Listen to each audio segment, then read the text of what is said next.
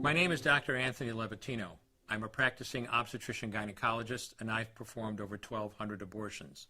Today I'm going to describe a third trimester induced abortion, which is performed at 25 weeks to term. At this point, the baby is almost fully developed and viable, meaning he or she could survive outside the womb if the mother were to go into labor prematurely. Because the baby is so large and developed, this procedure takes 3 or 4 days to complete. On day 1, the abortionist uses a large needle to inject a drug called digoxin. Digoxin is generally used to treat heart problems, but a high enough dosage of digoxin will cause fatal cardiac arrest. The abortionist inserts the needle with the digoxin through the woman's abdomen or through her vagina and into the baby, targeting either the head, torso, or heart. The baby will feel it. Babies at this stage feel pain. When the needle pierces the baby's body and the digoxin takes effect, the life of the baby will end. The abortionist then inserts multiple sticks of seaweed called laminaria into the woman's cervix. They will slowly open up the cervix for delivery of a stillborn baby. While the woman waits for the laminaria to dilate her cervix, she carries her dead baby inside of her for 2 to 3 days. On day 2, the abortionist replaces the laminaria and may perform a second ultrasound to ensure the baby is dead. If the child is still alive, he administers another lethal dose of digoxin. The woman then goes back to where she is staying while her cervix continues to dilate. If she goes into labor and is unable to make it to the clinic in time, she will give birth at home or in a hotel.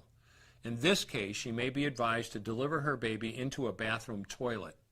The abortionist then comes to remove the baby and clean up. If she can make it to the clinic, she will do so during her severest contractions and deliver her dead son or daughter. If the baby does not come out whole, then the procedure becomes a D&E, a dilation and evacuation, and the abortionist uses clamps and forceps to dismember the baby, piece by piece. Once the placenta and all the body parts have been removed, the abortion is complete. Late-term abortions have a high risk of hemorrhage, lacerations, and uterine perforations, as well as a risk of maternal death. Future pregnancies are also at a greater risk for loss or premature delivery due to abortion-related trauma and injury to the cervix.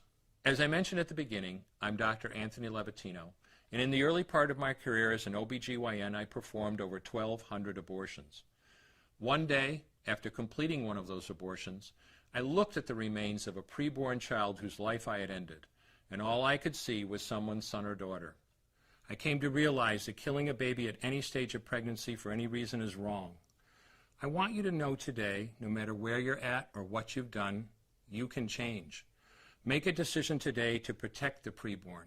Thank you for your time. I will no longer do any more abortions. When you finally figure out that killing a baby that big for money is wrong, that it doesn't take you too long to figure out it doesn't matter if the baby is this big or this big or this big or maybe even this big, it's all the same.